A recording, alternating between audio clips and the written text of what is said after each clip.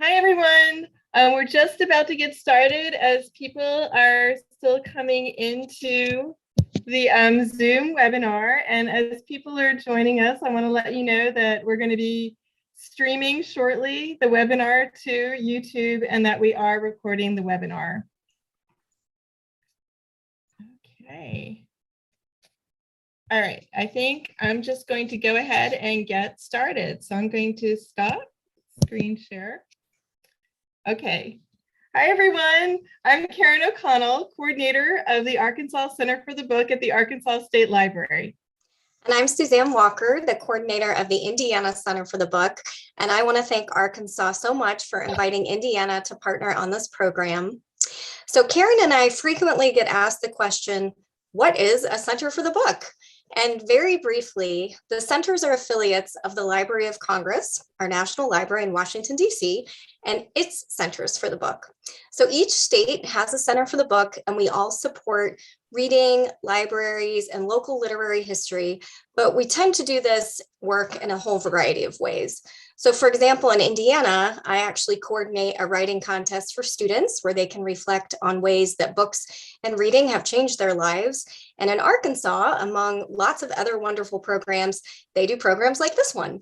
So I would encourage all of our participants to read up on the Center for the Book in the Library of Congress, and of course, the two state centers represented today. So thank you again, Karen, so much for inviting Indiana to participate in this awesome evening with Nate Powell.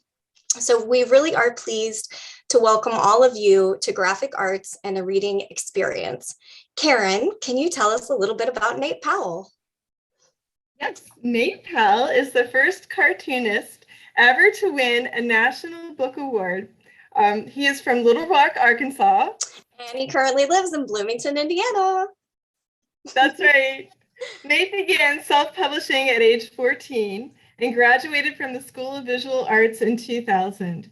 His work includes the new graphic memoir/essay, Save It for Later, Eisner-nominated Ozark horror tale, Come Again, civil rights icon John Lewis's Marsh Trilogy, comics essays About Face, Too Dead, Any Empire, Swallow Me Whole, and The Silence of Our Friends, and Rick Riordan's The Lost Hero.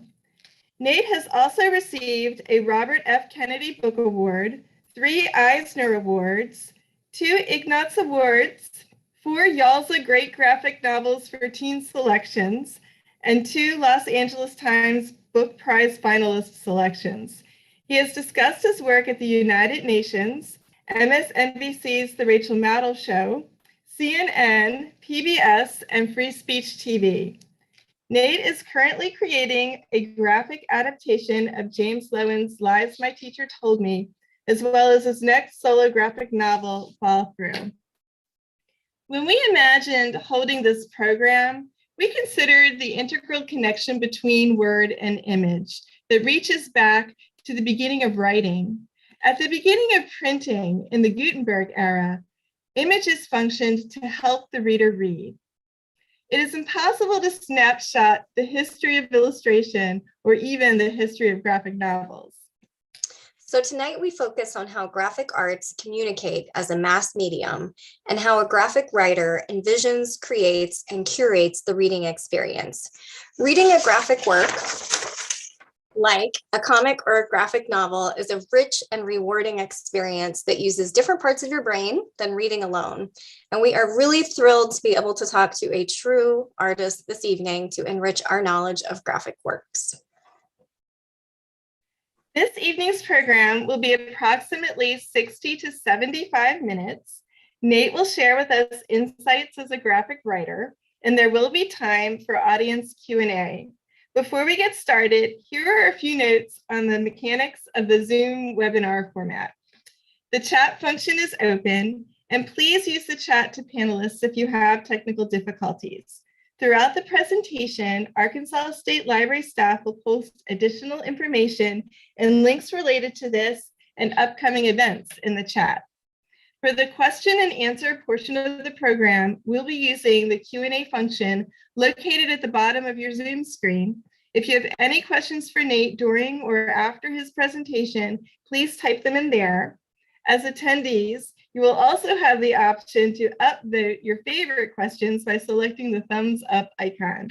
Arkansas State Library staff will moderate the Q&A after the presentation.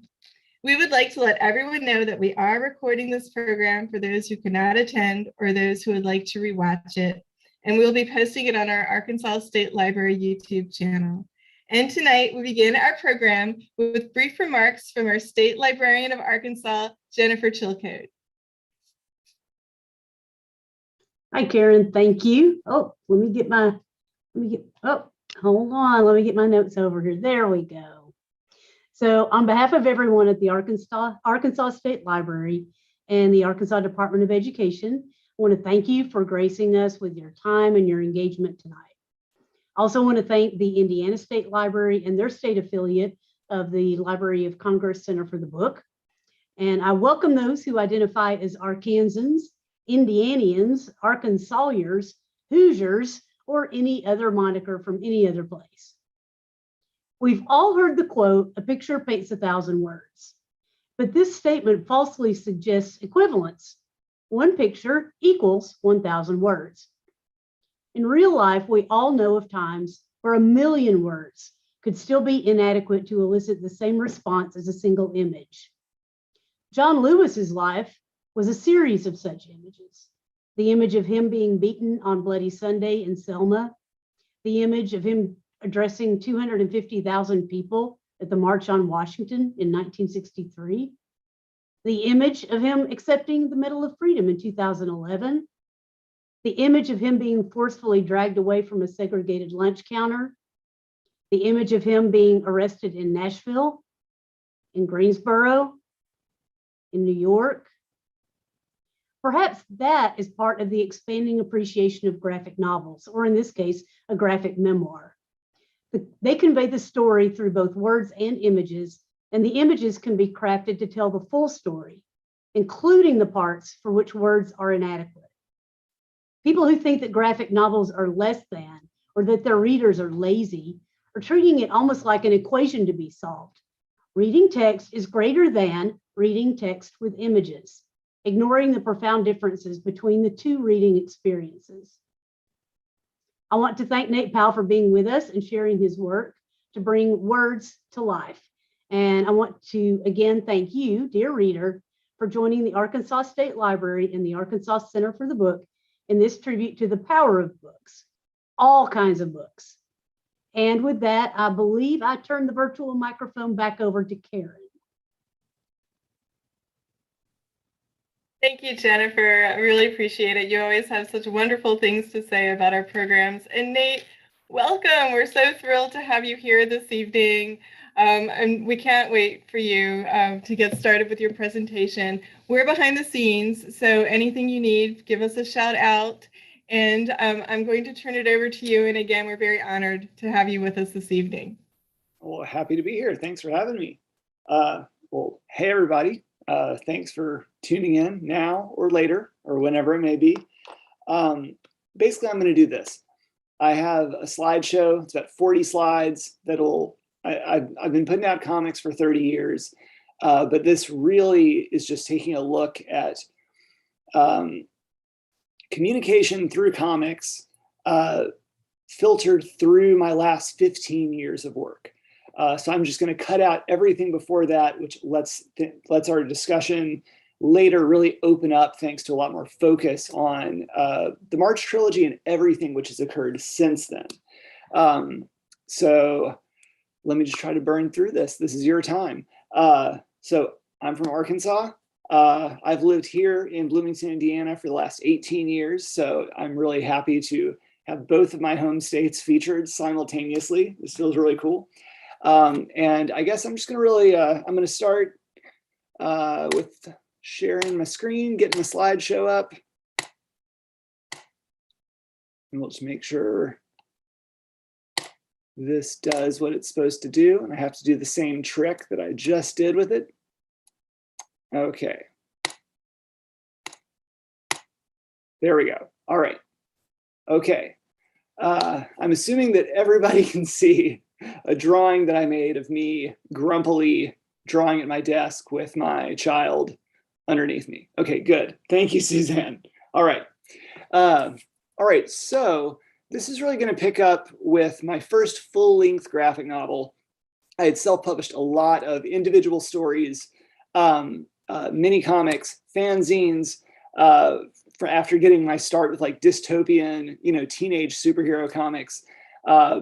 But really, it was this book, Swallow Me Whole, which was published in 2008, but which originated in a single really weird, powerful dream I had in 2001. And over the course of the next 6 years, I whittled it into a story that made some kind of sense, and was able to kind of put a lot of external factors and experiences into it. In a nutshell, Swallow Me Whole is the story of two teenage step-siblings growing up in the South in a fictional Arkansas town called Wormwood, which is either the primary or secondary location of virtually all of my solo fiction work. And each of these step-siblings has emerging symptoms of different mental disorders. And so a lot of this is an account of the dynamic between each of these teenagers and their family, their school, their community, their tenuous friend groups, but also the shifting relationship between each other as they are naturally kind of growing apart as people, as adolescents, but they are also the only two people they know with whom they can really entrust and share these very powerful experiences, some of which take on a religious air, some of which have somewhat of a crippling effect with their functionality in everyday life. My career prior to becoming a full-time cartoonist was 10 years of work doing advocacy and care work, like personal care, physical care work, job coaching for adults with developmental disabilities and people with dual diagnoses. And that did not directly influence my work on this book, but I hope that sort of helps fill in the picture of the ways in which my life path up to that point, which was also guided by my family experience growing up with disability and difference in our family, sort of brought this first big serving of fiction onto the plate. I guess one of the primary themes which has carried through my work since then, starting with this book, is really the notion of people working towards dignity and sovereignty in their own lives, people wanting to be taken seriously, and people wanting to have their voices heard. It's still, in my opinion, kind of a miracle this book was received as well as it was, because frankly, I was just flying by the seat of my pants and I was ready to self-publish it, just like everything else I had done. And I was frankly, I wasn't really concentrating on the degree to which adolescents in particular and young adults were identifying with the contents of the story. And so this book has had a very healthy life 14 years after its publishing. From there, I was able to take a chance and quit my job and see if it was possible to make a living as a full-time cartoonist. So from this point on, my pattern has been working on 2 books simultaneously, usually one that is a solo work that's a little further out there, that's usually fiction, and then working with a variety of writers for other books, which might be able to get me a slightly more substantial advance, but which also might have a little more visibility and reach. So from there, I sort of explored a lot of themes which have become downright prophetic with my next book, Any Empire, which is fiction, but I'd say about 2/3 of this book is basically a reflection on my own life as a G.I. Joe kid in a military family in Cold War era Alabama. And it's an exploration of the relationships between violence, particularly state violence, national myth, imagination, fantasy, and power. and basically developing a process by which we hopefully all learn to ask questions of what we see in the world around us. There's a strong concentration throughout my work with memory, with intergenerational reckoning, not only between each of our generations and that of our parents and grandparents before us, but also an ongoing conversation between characters in their past and present selves. I guess on a formal level, I was still, I'm assuming the slide advanced, so quick check, holler out if you can't see just straight black and white pen and ink art here of what is clearly me in a Kroger aisle looking at a magazine. Excellent. Thanks, Suzanne. On a formal level, I'd say that I really felt kind of set free, and I started branching out and doing a lot more experimental compositions with the pages, getting rid of panel borders and experimenting with the ways in which the reading experience was altered by my use of black and white and by the level of control I had over panel borders and gutters and margins and the way that impacted the read.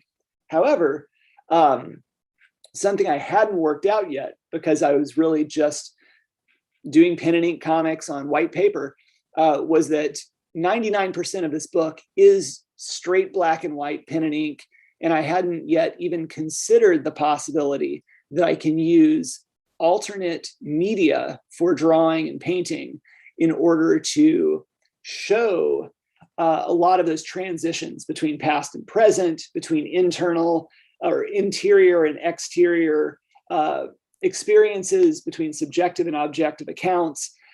So I took a lot of leaps and strides with this book, but I was still functioning in a relatively safe spot as far as the tools I was using. Now, at the same time, I worked together with Mark Long and Jim Demonakos to draw this graphic novel, The Silence of Our Friends, which is a 95% autobiographical account of Mark Long's life as a kid growing up just outside Houston, Texas, in the mid-late 60s against a backdrop of a forgotten chapter in civil rights movement history. I'd say that by necessity, because I was doing this book at the same time as Any Empire, I began basically finding whatever Jedi mind tricks would work that would allow me to stay on task, meet my deadlines, and get as much work done as possible without getting burned out. And I really just didn't want to draw the books in the same way. So since this was a period piece, and previously in life, I was a really noodly cross-hatching artist, and I really liked the gray areas that were coming up from that. I started thinking about a lot of the reference material and research material that I was looking at for this book, and started thinking about how for any of us born after the 1960s, our primary means by which we identify with so much of this history, particularly history as it ties to various movements throughout the 1960s, is in black and white. It's thanks to that grainy black and white photography and video footage. So I thought I would just try a simple series of gray washes. And lo and behold, not only did I fall in love with it as an artist, and it was really what I was looking for, and I never knew it, but it did precisely what I was hoping it would do, which is that it sort of skipped the middleman, cognitively speaking, and allowed, I guess, me as a reader of what I was drawing as a viewer, it allowed me to sort of jump one step closer to the pretense that I was experiencing this story in the 1960s. I guess on the next level, a lot of the entry level reference and research that I had to do for this book, I mean, a good amount was provided by Mark and Jim as the co-writers, but we're particularly collaborating with a writer. There's a process by which you are developing a new set of eyes in between the lines of the script, and you're seeing what information is not included. And I guess to one degree, that means you're keeping a set of eyes out for the the information that you need as artists to be able to actually tell the story and to be able to do it in a feasible, responsible, expressive way, but to build the world correctly. And also to understand, like, in between the lines of the script, if something isn't included or isn't defined, sometimes that is the sign that it's free space for the artist to kind of spread their wings and see what, I guess, speaking for myself, to see where I wanted to branch out the most and where perhaps I had a chance to magnify my own voice a little bit. I guess in retrospect, The Silence of Our Friends functioned powerfully as a boot camp for the March trilogy, which brings us straight to the door of March. Now, as I was finishing up work on The Silence of Our Friends, I was connected with Congressman Lewis and Andrew, and I tried out for the role of artist. Andrew and Congressman Lewis had worked up a working script for the entire single volume of a graphic nonfiction book called March. Basically, once I got on board, I started chopping up the script and reading through it and kind of blocking it out in terms of the way I felt the story was going to flow and how much space it was going to take up. And lo and behold, I was like, I really like the script. It's going to be a lot of fun to do. I just want you guys to know it's not going to be 270 pages like you think it is. It's about 600 pages of comics. So just so you're fine with that, let's go ahead. And along the way, we decided just to kind of break it up at its natural narrative points into a trilogy, which really opened up a lot of potential for the book, both on a narrative scale and in terms of the scope and scale by which the books could be used on so many multiple levels. None of this would have happened had we just worked together in solitude and released a 600-page brick of a book.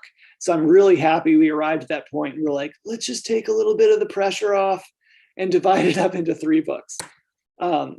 For anyone who needs the lowdown, March is the first person account of John Lewis's experiences as a young person at the center of the civil rights movement, specifically focused on the work of the younger people's wing of the movement. And it is told through his eyes and in his words. It occupies, a unique space, particularly at the time in 2012 and in 2013, in that it is equal parts history and memoir. And to function as a comic as well, it really emphasizes the reader's obligation to be open to exploring both objective accounts of history and simultaneously John Lewis's subjective account and his sensory experiences, his own reflections, and to be able to balance these with equal weight while being pulled along by John Lewis in his voice to sort of follow and to analyze and to apply it to whatever our present day moment is, including decades in the future. So importantly, there we go. All right, there we go. Importantly, one of our main objectives was to reintroduce the history of the civil rights movement. And a lot of this was as a direct response to what the Southern Poverty Law Center calls the 9-word problem, meaning that most American high school students graduate knowing only 9 words about the civil rights movement. Rosa Parks, Martin Luther King, I have a dream. You can't make a coherent narrative which provides any substantial information about the civil rights movement, about its,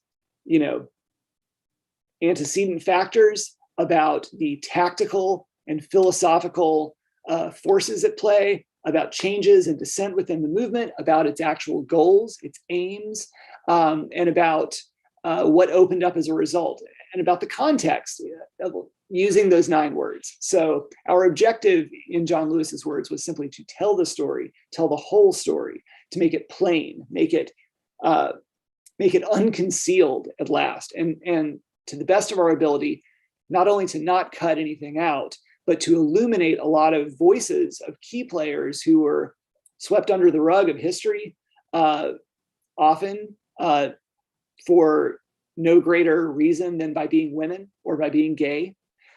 So this was a fantastic moment to illuminate voices while really pushing the envelope of what comics could do.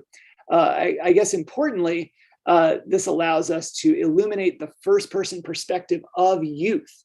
One of the things I wish I could have pushed even harder through the March trilogy was emphasizing the sheer youth of these like 20, 21-year-olds as they're like oversleeping and having to like rush to meet up with a bus that's going to get them to the freedom rides, and laughing and joking about how their parents were mad at them.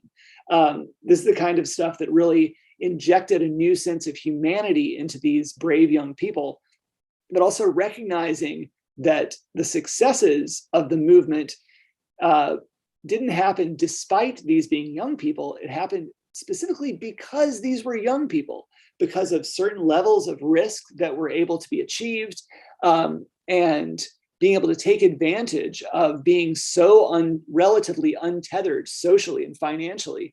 And that's something that we wanted to highlight as well. Importantly, being able to make connections between, seeing these moments, some of which have been captured and immortalized in very famous photographs, some which remain relatively obscure, but recognizing a sense of continuity. The fact that the March trilogy is, on a writing level, it's framed by the 2009 inauguration of Barack Obama, specifically by John Lewis's experience and Andrew's experience as a staffer, being a fly on the wall, witnessing this. But John Lewis's experience on that day, physically being present with, the U.S. Capitol leading us across the National Mall, all the way over to the Lincoln Memorial, the site of the 1963 March on Washington, and being able to connect a lot of historical context through the physical space which frames the trilogy. And it's been fantastic and essential that our work on March has actually played a role not only in revitalizing the movement, sense of civic engagement, a means by which to focus and clarify a lot of the power of young people, but also to really establish a rightful place in the American canon for John Lewis, but to recognize that Congressman Lewis spent his entire life up until his final few months doing the work. There we go. Okay, doing the work here. This is a photo from March of 2020 when he was in the middle of his battle with cancer. One more time at the foot of the Pettus Bridge, still fighting the fight, still making sure people knew that his core message, which had been so important to him since the early 1960s, was still being spoken and followed through upon. And so one thing that March really tries to push is this radical idea that ideas actually matter, and that as an expression and an encapsulation of history, the fact that in history, ideas actually matter. And this is something that's going to be relevant on a project I'm working on now, which I'll talk about at the end of the old slideshow.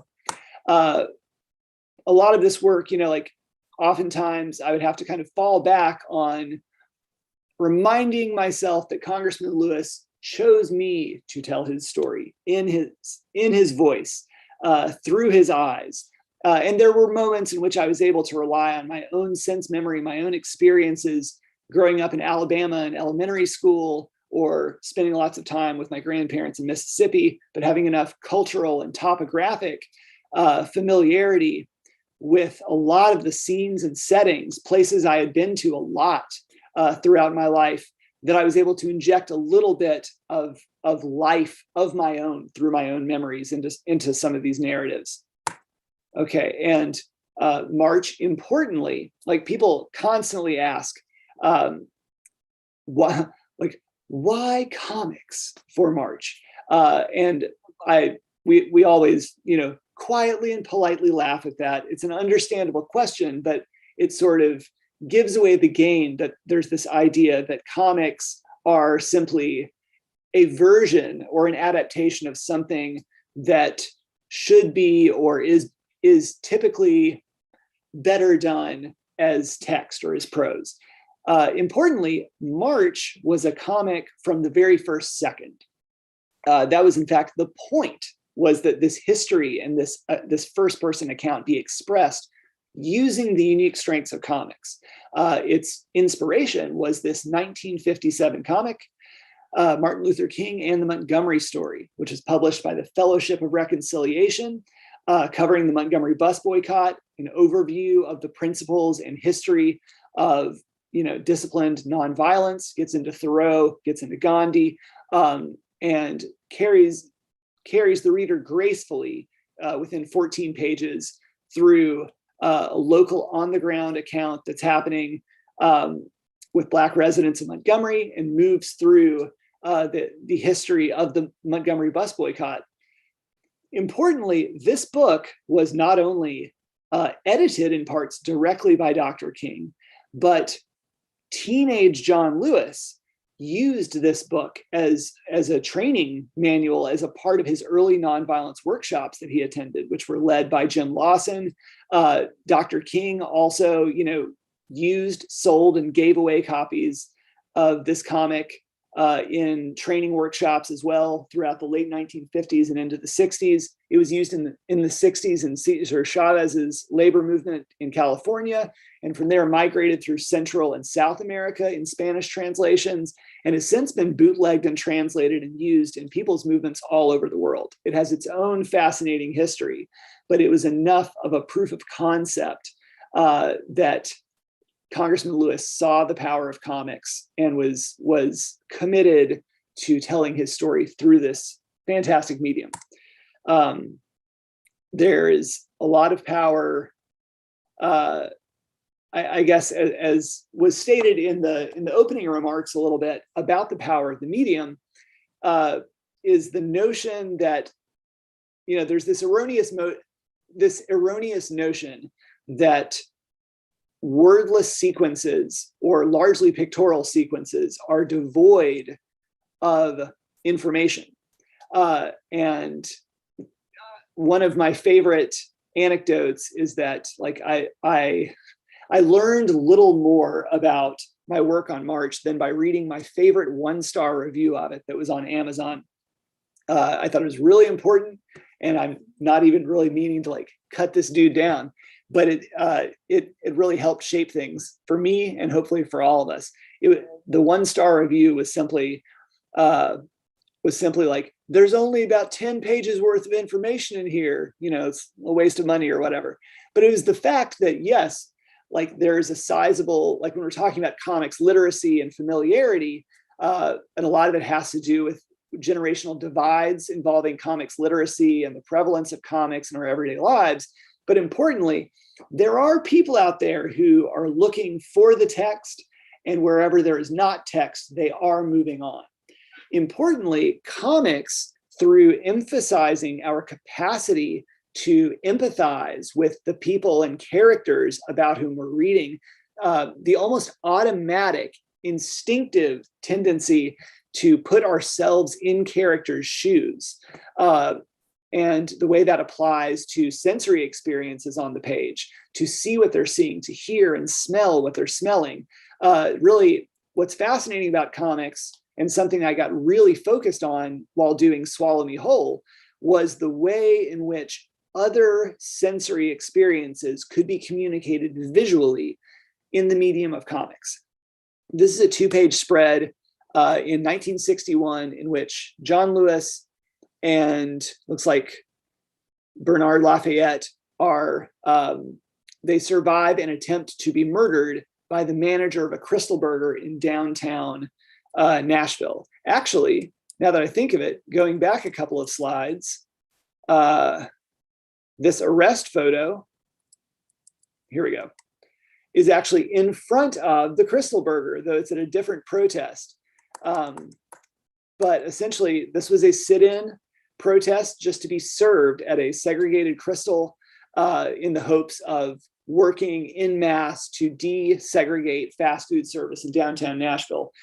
The manager had all the employees leave through the back, locked all the doors, turned out the lights, and turned on a fumigator. And in John Lewis's words, used only for killing pests. Bernard Lafayette issues a prayer as they cover their mouths, get low to the ground, and prepare to die. At first, I didn't believe that man could have really left us there to die. Were we not human to him? And the capacity of comics to express not only the oppressive physical nature of the space and the inability to see or sense anything out, through the fog of insect poison, but also the ways in which that symbolically functions as an indictment of the dehumanization necessary to commit such an act of evil is shocking, and it still kind of chills me to see this spread and see some other scenes throughout the March trilogy. So in a lot of ways, making violence real, resensitizing us to the violence committed, disproportionate acts of violence committed as a backlash against the relatively modest gains of the civil rights movement became increasingly important as the trilogy went on. Here at left is a penciled version of a page I was doing in March Book 2, and you'll see some photo reference here. I think this is by Gordon Parks, but this is a large group of kids in Birmingham, ranging in age from 6 to 18, being attacked en masse by firefighters with fire hoses in an attempt to desegregate stores in downtown Birmingham. Importantly, I'm a comic book nerd. I've grown up loving comics my whole life. I'm very familiar and very comfortable with traditional modes of visually expressing physical violence in comics, just by growing up reading adventure stories and superhero comics. So over the course of drawing the March trilogy, a lot changed in my head as I recognized that I had to, number one, ride a really fine line between having an unflinching depiction of a lot of these acts of violence, but to do so without exploiting the nature of that violence or cheapening it. And it required thinking about each scene on its own in different ways and trying new things and trying to push whatever I could to sort of activate the reader's experience and reduce the sensationalistic qualities of some of the violence. So this is the finished version of that page. Importantly, there's a lot going on here at the page, even though there are very few words. We have Bull Connor, who's the head of public safety for Birmingham. He's essentially the Darth Vader of the civil rights movement in Alabama. But up here at top in the first panel, we've got the fire chief of Birmingham. Bull Connor, who has no authority over the fire department, is giving an order to the fire chief for the fire department to turn their fire hoses on these children. And most of these protests involved groups of hundreds of children, the largest group being an arrest of 1,400 children in one day, as young as age 6. So here, Bull Connor is given an ultimatum to the fire chief, and you see this moment of hesitation, knowing that what he's being asked to do is dead wrong. And then he chooses weakness. He chooses to defer to not even real authority, technically speaking, but really to defer to, from my perspective, defer to the authority of white supremacy here. And he stutters for a second, but he's like, all right, disperse or you're gonna get wet.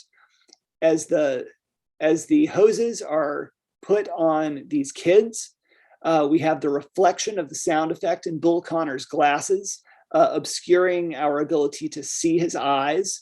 And as they are pushed back in space, the angles of the panels are also increasing as we move down, producing, a claustrophobic effect as we're pressed into the bottom right of the page. And the scene ends with Bull Connor completely emotionless, simply saying, "Bring the dogs." Now, on the very next page, it's important to understand that so much about the history that we're communicating in March, the history of the civil rights movement, just like the history of the anti-war movement in the 1960s, involves the literal mediation of that history, the way in which we, the American people, would have absorbed and processed and discussed that history as it came across TV screens and over the radio and in newspapers. So whenever possible, we're working to push that. Media documentation and the free press are essentially their own characters within the pages of the book. So we're having a conversation on the page as they relate to the images. So after Bull Connor's like, "Bring the dogs," then I actually directly reference an iconic photo from downtown Birmingham of a young Black man whose pants are being ripped to shreds by a German Shepherd at the orders of this white supremacist police officer. And John Lewis says, "I watched the images on television that night. And like the rest of America, I was absolutely stunned by what I saw. It was unbelievable. It looked like footage from a war.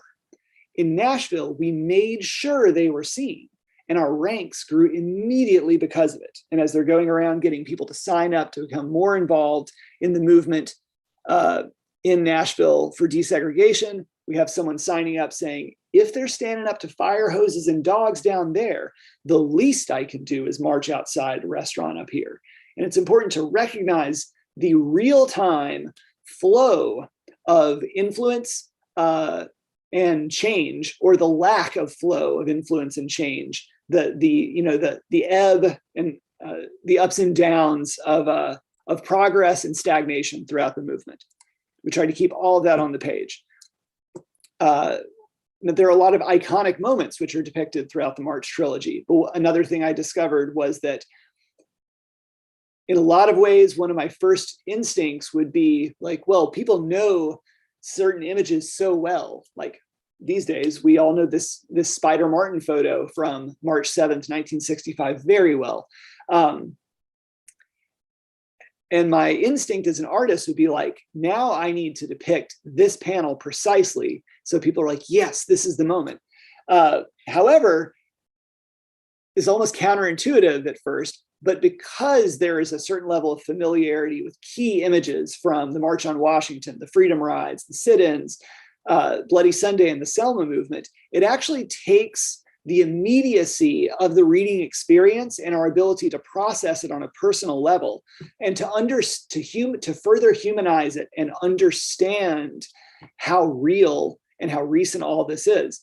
So I actually tried to avoid directly lifting and copying off of key photographs and key moments whenever possible. It was by taking these instances and using new angles and new perspectives on them that the conversation is actually advanced. In the case of the Spider Martin photo, it's the fact that, as I was talking about, the increasing role of a free press and media coverage actually giving space to this nonviolent revolution in America, which ultimately forced it into the national conversation across the country, which allowed a kind of critical level of pressure to be reached. So up at the top left-hand corner of the cover of book 3, you actually have Spider Martin taking the shot from that iconic photograph. And it allows us to place ourselves in, also important to John Lewis, even though this is, centering his experiences, the movement was a decentralized movement. And Congressman Lewis always felt very strongly that we should decentralize our narrative whenever possible. That this is not a hero narrative. That's one of the things that we all have agreed together along the way is counterproductive to revitalizing this history, is just telling another story of what the great leaders of the civil rights movement did and allowed to kind of trickle down from the mountaintop. This is a ground up movement. Let's present it as such. So by shifting angles on these iconic moments, it allows us to experience in a new way, to ask questions in a new way, and to explore a lot more themes which tie in throughout the work. Now, I guess getting into just the nuts and bolts, I do everything physically on the paper, and I basically just like scan in my art and I clean it up a little bit in Photoshop. But I use a very simple set of tools, and this is more or less what I've always used. I just use pencil, eraser, a couple of technical pens for lettering. I use a small watercolor brush and a nib Croquill pen for inking, and occasionally use like a toothbrush for splatter and texture, and use some white ink on occasion. But importantly, comics are the most accessible mass medium for communication that I can think of. They literally just require something to draw with, something to draw on, and an idea. And frankly, they do not require drawing skills in order to make a comic or to communicate decently. And I love that. I love that a primarily visual medium does not require being an ace at drawing. They're easy and cheap to reproduce and to distribute. And relatively speaking, I find this opens a lot of doors for people to be able to talk about weird stuff or things they're working out, things that are really important to them, but you might not have the biggest audience for.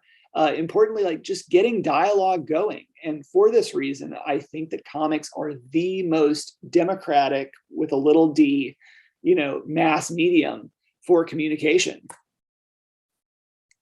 Okay, now in the post-March world, along the way, like I'm always busy, I'm always working on stuff. So I had two other books I was working on. I was writing and penciling while I was doing March. I put both of these books on the back burner in order to meet the rising sort of challenge and responsibilities of March. Both of these are fiction, and thankfully, like a lot of my fiction work can get pretty out there. It can get pretty like dreamy, a lot of like astral stuff, ghosts, reckoning and like in between dimensions and stuff. Thankfully, spending 4.5 years doing the March trilogy and being really held to certain standards of accountability, responsibility, a complete shift in author's voice and what it means for my own voice to be present or absent on the page, and how to magnify my writer's voice, it allowed me to like come back to doing weird, magical, realist fiction with a much greater sense of concreteness and clarity. So I was actually able to, my stories after March have been able to kind of get even further out there, yet they are communicated in a much more clear way, which is a great relief. Like I no longer feel like I'm necessarily just telling a story for myself to enjoy. And that sort of takes a little bit of the pressure off at this point, that I at least have the capacity to communicate really strange stories in a compelling way. So this book, Come Again, takes place. It's basically a horror story. There's a lot of stuff that's like a lot of social dissection and a lot of relationship stuff in here, but it's fundamentally a horror story or a fairy tale of kinds. And I prefer doing fiction when I'm just doing work by myself, primarily because I think that fiction is a much more interesting way to talk about the world around us and to talk about big ideas. Basically, this takes place in a dried up, half abandoned hippie village in the Ozark Mountains in the late 70s. And there's like an evil spirit that lives inside the mountain, and there's a curse involved. And there's a quest to kind of undo the curse before it's too late. But the book is really about these bigger ideas of what do you do when you look around and your ideals no longer meet up with where your life is. What do you do when that's not okay with you anymore, but you feel like you have to keep treading on this path? Or what do you do when that's just fine with you? What changes have to come as a result of this reassessing of ideals? A lot of questions about privacy and secrecy and intimacy, and importantly, about the horror of casualness in the face of an obvious crisis. So a lot of this was very topical for the 2010s. A lot of it was just topical for being a parent. And a lot of it was topical for moving, into a fantastic, stable, lovely marriage, but then like thinking about like the errors and missteps of one's youth. There we go. Okay, on a visual, I guess on the visual tip, I chose this spread because comics allow us to explore multiple narrative planes at once. And in this book, in Come Again in particular, there's just a lot to juggle. But in this spread right here, which is virtually wordless, we're able to have a nice overview shot of the small mountain where this hippie village is taking place, and it's night. And then we're able to kind of move through the space, but not in a linear left to right, top to bottom way. We're actually able to kind of roam through this shape of the mountain at night and move through two different homes simultaneously. We're able to see their relationship to each other. We're able to kind of tie up loose ends with the first act of the story and sort of drift, not only like on the left-hand side of this spread, it's dinner time in one house. And then in the right-hand side, we see that someone is asleep and dreaming. So we're able to actually move through several hours of time just in between two panels on this spread. But through this, I was also able to manipulate my lettering to affect an altered state. I began dropping color out of some of the character forms to indicate they were in a different state, like a dream, or dropping color in place of gray for something to be in the past or to be a reckoning with some other, creature that may be on the astral plane. A lot of possibilities opened up in this book simply by having virtually no limitations with where I could go visually. And it was more fun than I've ever had making a comic. Now, at the same time, I was working with my friend, writer Van Jensen, on this book, Too Dead, which came out right before the pandemic happened and the world shut down. But this book is also fiction that is rooted in a lot of really wild stuff that actually happened in Little Rock, Arkansas in 1946 and 47. Van Jensen used to be a crime reporter for the Arkansas Democrat-Gazette, and basically uncovered through an obscure plaque in a corner of the police station this bizarre tale of this expose of corruption within the police department, a bizarre murder-suicide that no one in the police department liked to talk about. And basically, he was able to take it in a fictional direction in order to kind of encapsulate a lot of what was happening that was under discussed in the immediate post-World War II landscape, particularly of the American South. So this is also a horror comic, but genre-wise, I guess I really got a taste for genre work again, thanks to Come Again. Really, I felt set free that I was like, well, I'm making like a fairy tale horror comic. And when Van and I were working on this, I recognized that I needed to push that even further. And I'm like, this is a hard-boiled detective comic. And so there are these moments where I'm like, well, I'm about to draw like a 7-page car chase, or there's going to be like a shootout on a bridge or whatever. And typically these are things that I would shy away from in a world before I learned to embrace the limitations and the parameters of genre. But thankfully, I kind of grew to love what genre frees you up to do. And moments like this car chase scene became so much fun for me. At its core, though, Pardon me, I'm just waiting for this slide to do its thing. It sticks every once in a while. There we go. Okay, at its core, this book, Too Dead, is fundamentally about being haunted by twin traumas of basically post-war PTSD in an era in which the intricacies and the pervasive nature of PTSD and war trauma were not known, were not explored, and certainly were not talked about much. But also the other twin trauma being Jim Crow segregation and white supremacy, particularly to note the historical context of particular gains in racial and gender equity from the late 1930s, but particularly increased because of our involvement in World War II. There was a notable amount of desegregation and removal of gender barriers in a lot of the workplace, and great gains were made, frankly, when troops arrived home. 1946 and 47 were part of a massive wave of resegregating both by race and by gender throughout the United States. But there was also an under-discussed, labor crisis, a housing bubble popped. There was a lot of turmoil happening on a social and economic level in 46 and 47, which kind of just falls through the cracks, historically speaking. So this book really carries a lot of the anxiety, a lot of the weight of these boiling crises that so many soldiers have come home to and brought, their families into. Alrighty.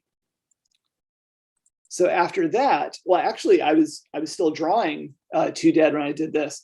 Throughout 2016 and 2017, I feel like a lot of the questions I had as a kid, as like a G.I. Joe loving military kid, a lot of questions I had about the style and aesthetic and the codification of appearance within military service, a lot of those questions had come back to haunt me, as I noticed throughout popular culture, but throughout a lot of consumer goods and frankly, just through like style choices with facial hair, just like t-shirts, pants, whatever. There was an unavoidable set of observations that I was seeing every day just driving around in my town.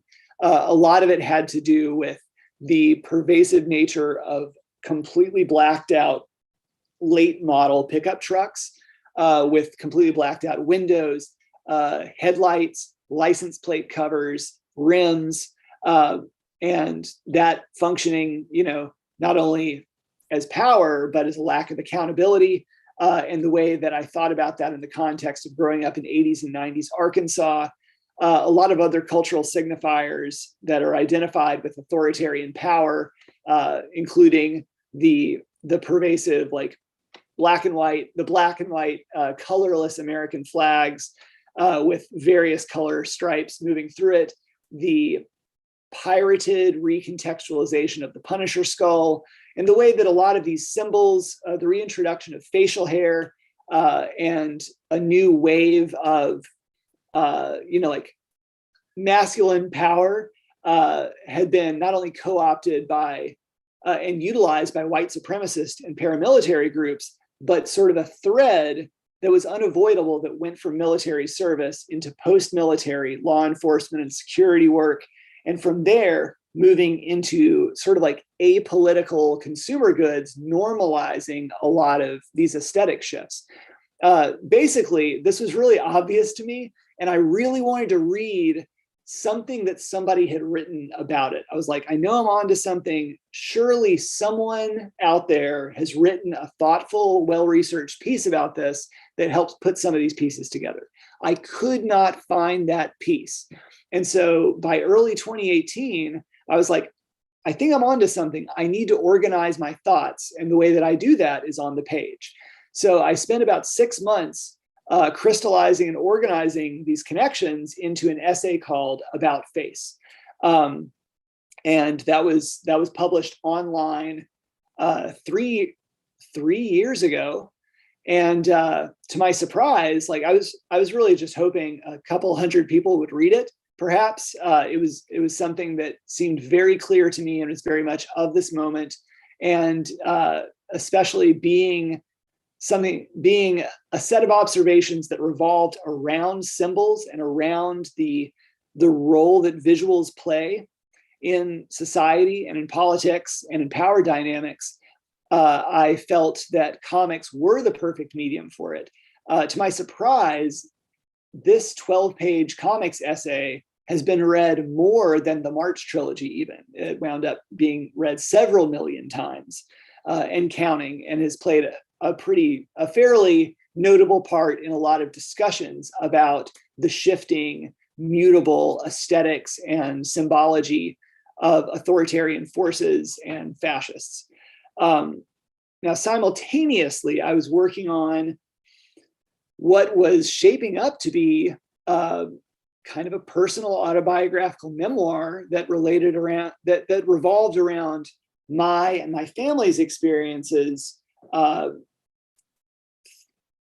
growing up in and through the previous administration, but also being parents of young kids and recognizing that kids need to be equipped with the tools that they need to be able to tackle a very foreboding future in which the survival of democracy itself is not guaranteed. And I say that in very plain terms. But to recognize that at a very young age, kids observe things in their rapidly expanding world. They ask questions. So a lot of what I was trying to capture simply had to do with the specific way in which those things played out in my family, particularly the fact that, like, my older daughter has spent her entire life surrounded by these images of social protest because of my book on my work on March, and the ways in which that played a part in her learning about the world around us at present. And by this point, I really wasn't interested in anybody reading an autobiographical comic that I wrote. And frankly, there's a part of me that's like, who cares? But the difference is recognizing that by the end of 2017, for a sizable majority of the American people, there's this sense that there's utter chaos happening through this authoritarian power grab. And by that, I mean, like, it's easy to forget. It's easy to forget in 2016 and 2017, a lot of moderate conservative Americans were also feeling anxiety, uncertainty, disgust, shame, fear. And so a lot of what was happening throughout 2017 was me seeing in real time the ways in which the normalization of this authoritarian power grab played out on small private levels, particularly how a lot of these personal experiences, things that were happening within my household and with my family, and a lot of feelings of like anxiety, doom, rage, sadness, hope. There's always this sense that like there's 100 fires burning at once. Who has the time to like air these personal tales and worries? But I feel pretty strongly that if you don't clear space for those discussions and for those moments, because they're very broadly shared, that you are not going to have space to discuss them and use those as a stepping stone by which to move and grow and do something and be a part of making something different and something better.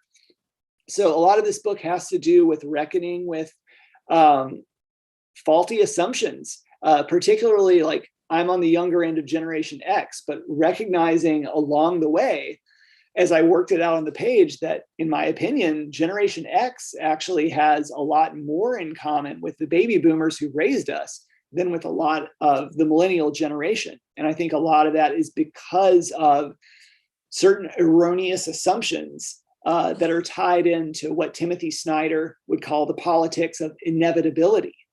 The notion that, as I write here, a fatal faith in inevitability, a fatal error of both Generation X and the boomers before us, our outlook shaped through a fairly stable social and political reality. our faith in mechanisms slowly pushing society forward, clearly an error of faith in a self-propelled moral arc of the universe. A lot of times, like this is where on a visual communicative level, my panel layouts started to get a lot simpler. And a lot of this is frankly by reading more comics that were YA and middle grade books with my kids. I did develop a taste for these kind of 3, 4, 5 panel pages and really being focused on the content of the pages. But so much of the content of the book required thinking of the page in that way, especially where the reader is focused on shifts of facial expression, shifts of body gesture. And it's not necessary all the time to be so innovative with your layout because you're actually distracting from the core of what you're trying to communicate. And I guess I finished the book right before the world shut down in 2020. And obviously, like, so much happened and so much is not returning in our society. We are in a completely new era. But I guess going back to some of the original values of comics for me had to do with being really cut off, just like all of us were cut off at a time in which my friend and collaborator and hero, Congressman Lewis, passed away, and sort of losing that sense of shared social grieving, which I had always kind of taken for granted, its power, its role, and the ways in which it allows us to kind of move forward. And I really was averse to including any of that journey of pain and grief and recovery in my book. And at a certain point, after about a month, and I really wasn't going, I wasn't improving. I wasn't reckoning with the loss very well. And it really came back to the fundamentals that I personally needed to work it out on the page. And comics have consistently functioned as therapy for me in that way. So I was able to actually get it out in, I thought, an appropriate, a fitting way, but a way that also tied into so much of what I was focused on throughout the book. And I'm thankful that I took the chance. And to me, it just sort of underlines the power of the medium in terms of the kind of role that it can play on a personal level, both as creator and reader, the ways in which it can change lives, the ways it can help organize your thoughts, it can help you move forward into a new part of life. And so now I'm simultaneously working on 2 more books. This is my writing process. This is just a whole bunch of sketchbooks and tiny hand-stapled dummy books as I'm writing and thumbnailing and penciling my new book, which is called Fall Through. It's just important, I feel, for everybody to kind of see behind the curtain and recognize that comics really does involve organizing sets of connections, information that is visual, information that's verbal, and seeing where the balance can be met, seeing where visuals and verbal information can enrich each other. But I guess parallel to that, I'm working on multiple fronts at once to try to build up something that can eventually just be flattened into a 2-dimensional set of artwork on a page. So this goes back to fiction entirely and takes place. It's the interdimensional adventures of an underground punk band from Arkansas in the 90s. And basically their singer is doing some kind of vague sorcery that keeps them more or less like warping or transitioning out of a single thread, like a linear sense of time and space, so that they can stay on tour forever. And a lot of this is to be able to avoid the real world. So a lot of this book has to do with some of our best efforts, for example, and our highest ideals are actually like on the backs of the people around us who are putting in a lot of work and a lot of sacrifice. And sometimes we take for granted that maybe people aren't doing things for the same reasons as us or aren't getting the same things out. And other members of the band are reckoning with when it's time to move on in life, or when it's not even a choice, when there are other factors in life which are guiding their hand more than, what brought them to love being on tour and make music together in the first place. So this has been an absolute delight to draw. And simultaneously, I'm working on a graphic adaptation of the late, great James Llewellyn's Lies My Teacher Told Me. I was almost completely finished penciling and rewriting the book when he passed away last August. So I'm currently in the stages of working out a lot of the edits and a lot of issues of voice and authorship with his son and with my editor. But this is going to be a really important book, I think, to reintroduce and particularly to use the power of comics to maximize its role in the national conversation. This is basic for those who haven't read the book. It's a history book about history textbooks, specifically about the miseducation of history through American history textbooks.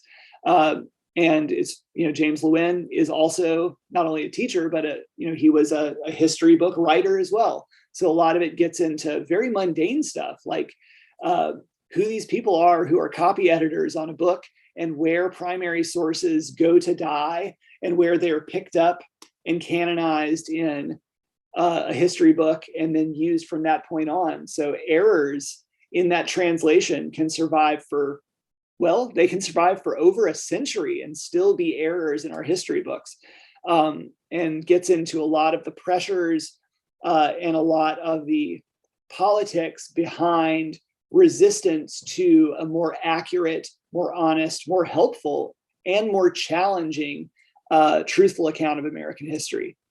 I guess related to that, my last slides for the night, thank you for being so patient, are a very short comic that I published, I guess, 2 weeks ago on thenib.com about how our own early experiences publishing March are very relevant and are echoed in today's moment, where since last May, we've had a very concerted right-wing effort to present challenges and push bans for a lot of books throughout public schools and public libraries, but specifically comics are on the front line of this battle. And so specifically, I had to communicate an early anecdote about a middle school librarian who was just downright afraid to include March in her library. Specifically, it was her real fear of personal consequences, of the risk of being fired just by parental complaints, regardless of the content of the book. It was something which was a real wake-up call for all of us back in 2014, and it's precisely the game plan of this far-right movement. The bans themselves are not the point. The point is to increase enough pressure and enough very real fear of consequences, both of people's jobs and livelihoods, but also their lives and their families' safety, so that bans are not necessary, because you're going to begin to have educators and librarians self-censoring for fear of their own safety or livelihood. Here we have Dr. Frederick Wortham and Dr. Karen on staring at a pile of burning comics. And this is happening with comics at the forefront because comics have a built-in weakness. By being a visual medium and because of the baggage comics have had since their inception, they're always either too mature or too immature. They're too lowbrow or they're too highbrow.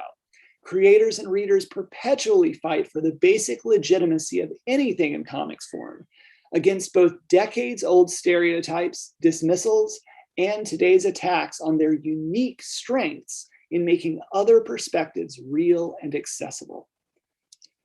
So that brings us up to the present moment. Thank you for sticking with me. Wow, it's very late. I'm just now realizing it's 8:45 or 7:45 Central. Thank you, Nate. That was just amazing. I could listen to you talk for another hour or two. That was a lot of fun for us. We are a little bit over. Are you okay to do some? Yes. Yeah, You bet. That's great. I really appreciate it. I love art. And some of the panels were striking me the most were a lot of the light out of the dark you know, that really just sort of harkens back to like a different kinds of printing traditions and how that sort of works with the words and the storytelling. It was just really amazing to me. We have some questions in the Q&A, and Suzanne is up with us too, because she always has a great question to ask you. Let's see, I think that the question with the most votes is from Sarah. Hi, Sarah. And you know, you have some librarians here in the audience, and it's what resources, libraries, archives, personal collections, etc., did you use as a source? Did you use as source images when creating the artwork for the Marsh trilogy? And I think you covered. I think you did cover some of that. I think this question came in early, but some of the photographs that that were inspiring you. Well, I mean, importantly, Congressman Lewis and Andrew did provide me with a really good trove of reference, and I obviously had to read a lot of books along the way. Starting with Walking with the Wind, to Congressman Lewis's 1998 memoir, to sort of set the tone and get a sense for his core self. At that time, I hadn't met him yet. Congressman Lewis also, like his office was a fantastic archive, literally just as depicted in March Book 1, floor to ceiling photos on every wall, and just piles and piles of artifacts from the movement just on the floor.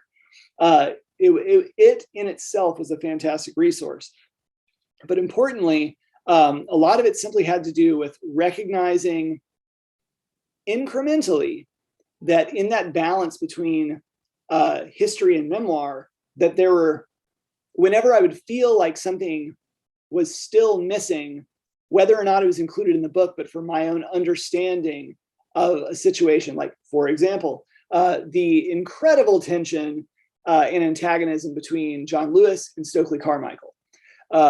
While Stokely Carmichael was still, you know, just a regular old field worker for SNCC in the early 60s.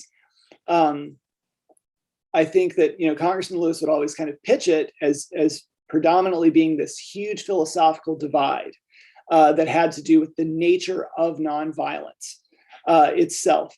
And that was absolutely true. But at a certain point, that required reading like Peniel Joseph's biography of Stokely Carmichael, which came out in 2014, and immediately recognizing, like, as I got to know Congressman Lewis better, recognizing a personal like bristling that he has at a certain level of charisma that is exuded by other people sometimes. And then I immediately being able to sense this level of charisma coming off of Stokely Carmichael. And the more I learned and started to develop a sense of his personality, independent of the history as it related to SNCC, the more I was able to arrive at a point where I'm like, this is a massive personality conflict. There are big philosophical and tactical divides here. But the reason this is so heated is because it's a personality conflict. And a lot of it had to do with following my own curiosities and taking advantage of a lot of recently digitized or recently declassified documents. And thankfully, like, that's where our editor, Lee Walton, was exceptional. Like, the moments in the trilogy in which we were able to actually correct the historical record or add to the historical record for the first time were thanks to recently available information like that. And a lot of it had to do with, like, I just took for granted the way that primary sources work, the way that archiving works. But there were multiple revelations that we were able to put into the historical record in March that we stumbled across from audio recordings of interviews or FBI COINTELPRO recordings that had been digitized onto an MP3 file, but had never been translated back to text. And so our editor became the first human to translate a lot of this stuff. And then March became the first book to actually incorporate it into the historical record. It was just bonkers stuff. And the kind of stuff that I really didn't have a sense for before working on March.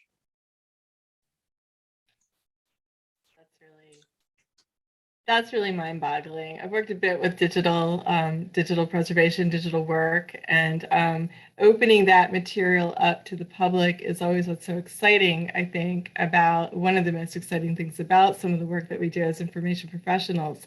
But to make that even more impactful by by telling this kind of story in this visual way to a different audience, I think is really amazing. Suzanne is going to take the next question. So this is another question that came in from the chat. What would you suggest for anybody wanting to pursue storytelling through art as a career? Well, what's your advice? My advice, like, to be really blunt, is that, like, I graduated from art school in 2000 with very manageable student loans. And it's like I graduated in a world that just doesn't exist anymore. So, like, to cut to the chase, I don't necessarily recommend that anybody go to art school. And I think that the vast majority of my cartoonist peers feel the same way. The good news is, like, in a post-financial crash of 2008 world, a lot of that stigma is gone with this idea of what it means to make it or be a successful artist or creator. And only about for cartoonists, only about 5% of us are full-time cartoonists. And importantly, that means that like 95% of my peers are not full-time cartoonists. And a lot of that stigma just doesn't exist anymore because people are finding ways to make ends meet, finding ways to get by, and finding ways to do the work that matters to them. And so a lot of people find jobs that are related to art or that pursue other interests that they have. And they carve out space to make what they want to make. And in a lot of ways are more set free because they're not constantly doing what they do as a means to make, as a way to make ends meet. But what I would say is this, like, every creative, in every mode of visual art has its creative community. Like, so for comics, I always stress, like, show up, be a part of what is not just an industry. It is a creative community. And a lot of that means you go to comic conventions or signings or book talks, and people remember you when you show up and you put in the work and you're looking at people's stuff, and you're ready to lose the paycheck you saved up to get there. You start to develop relationships, which is how you wind up collaborating with people. It's how you wind up with publishers or editors being more receptive to an idea that you want to pitch to them. The other major takeaway is simply always be making new work. I think one of the most common things for many of us, myself included, back in the day, is that you have the big thing that you've been working on so hard, and this is the thing that you want to send out to the world, and you're trying to get people to pay attention to it or see if somebody wants to publish it or be involved with it. But what's much more important than that is that while you have this thing that you're trying to get out there in the world, people respond more to the fact that you're doing something else since then. And commonly, when you're showing people stuff like that from across a table or at a signing, cartoonists and editors and writers will be like, so what are you doing now? And you better be able to say what you're doing now. That's not, this is my finished comic, as a thing to try to break into comics.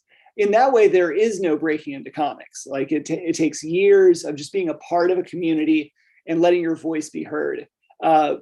But it's really not, there's no magical formula. Like, it really does, any creative community really wants you to be a part of it and wants you to spend time and energy and is willing to give back, is willing to listen to what you have to say. So a lot of networking. Yeah, in a more cynical way of putting it, a lot of networking. But I mean it from a very sincere way. Absolutely. Like, be a part of the space. Right. So I had a question that popped up in my brain while you were talking. You mentioned dreaming a couple of times, and I was wondering if you yourself, do you dream in illustrations, or what's your dreaming like? Tell us. That's a good question. I don't dream. I've had a couple of dreams which have involved drawings, but not really. My dreams are generally from my point of view.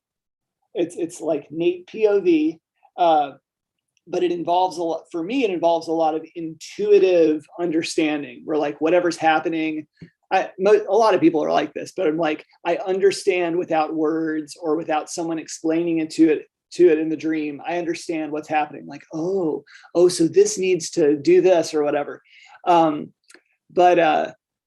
Yeah, I think that a lot of my growth as a cartoonist happened from a period of maybe 5 years where I always kept a sketchbook by my bed. And I was able to take those first couple of minutes, if I had a really weird or really powerful dream or some kind of takeaway, just taking a couple of minutes to jot down any detail. And then, like as I remembered things throughout the day, I could really help complete the picture. And a lot of those things planted seeds, which then later injected themselves into stories. But if you don't get it in those first couple of minutes, you're just not going to remember it. And I have a real problem remembering dreams now. Like, like things don't work the way they used to.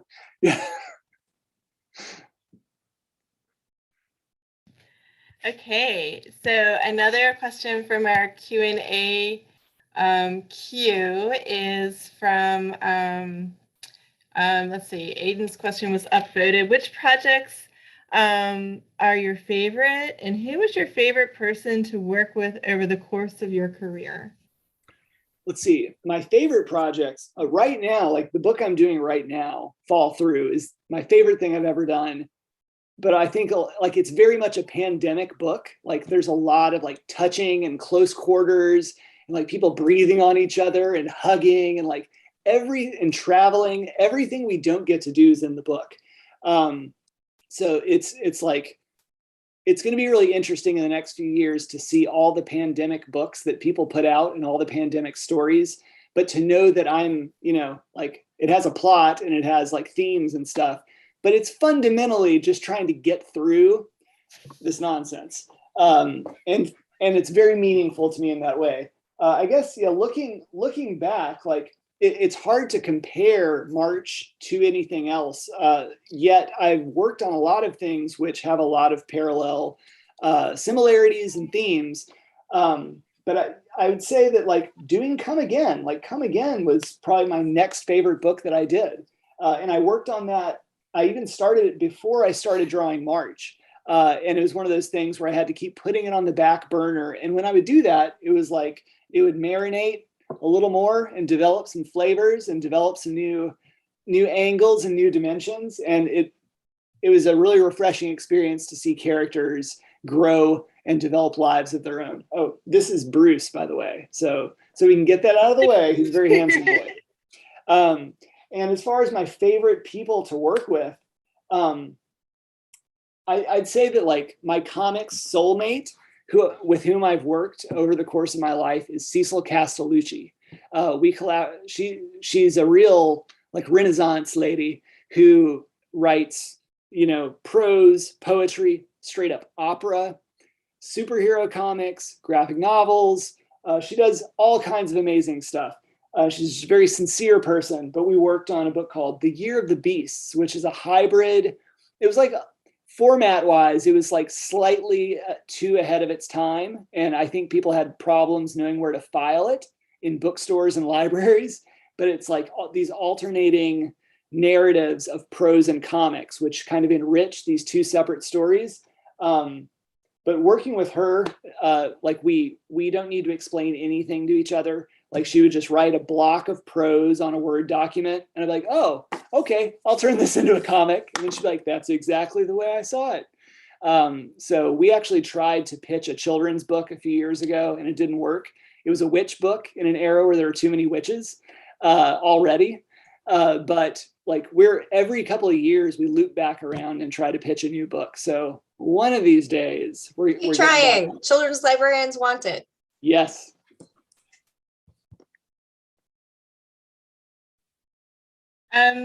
We are coming up on 9 o'clock Eastern. I wanted to try and get to at least to just one more question in the Q&A. And I just want to acknowledge that Ari has has written a couple of follow-up comments on your dreaming, which like lucid dreaming and Oh yeah.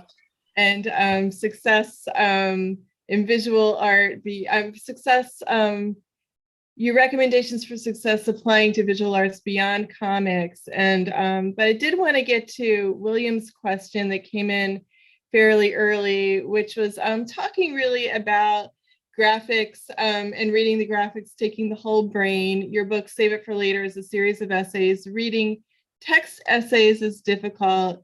He found reading graphic essays even more challenging than other graphics. And he has to read the books at least 4 times. First time, then just the words, then just the pictures, and again, the whole work. And what particular challenges did you find in drawing up this book of essays, Save It for Later? That is a great question, and it's a really good way of laying out your process of moving through it, especially like responding to the challenge with a new method of getting through. That's really valuable. I'd say that one of the biggest challenges was there's always a challenge of like, you want to use repetition to your advantage, like the fact that themes always repeat, but when you're dealing with a visual medium, it's not just themes. We're talking about just repeating visual content over and over again. But so there's a level of comfort with that. But when you're looking for this as an essay, when you're looking for a balance between word and image to communicate ideas, the question of like, when does repetition become redundancy? And basically, like, there's always a contract between a creator and a reader, and it involves, particularly with comics, I think, a pretty good level of trust in the reader to kind of project a lot of their own life concerns and their own life situation on something, and to really like take it across the finish line in their own way. But I think with Save It for Later, one of the challenges or concerns was the fear of being too obvious or being not obvious enough, especially because, I mean, I have a lot of strong political opinions, but I'm not really interested in expressing some kind of like hardline social political doctrine or outlook through the book. And so there were these moments in which like, I really felt like oh, this moment could get really dumb really fast if I just say the obvious thing. And so trying to figure out where, like, see that line from a mile away and recognize that that's actually going to hinder what I'm really trying to communicate. And then the converse of that is like, I'm a conflict averse person. And I also like to speak about things in a kind of vague way a lot of times. So knowing that that's my tendency, being like, I'm still not hitting the nail on the head because I don't want to say the thing. And so recognizing like, oh, right, sometimes you just need to like, you need to be very explicit or very plain with certain things. And I discover as someone who leans toward being more vague and conflict averse, it really clears the air. Like it becomes the anchor that the whole rest of the essay or the page can revolve around.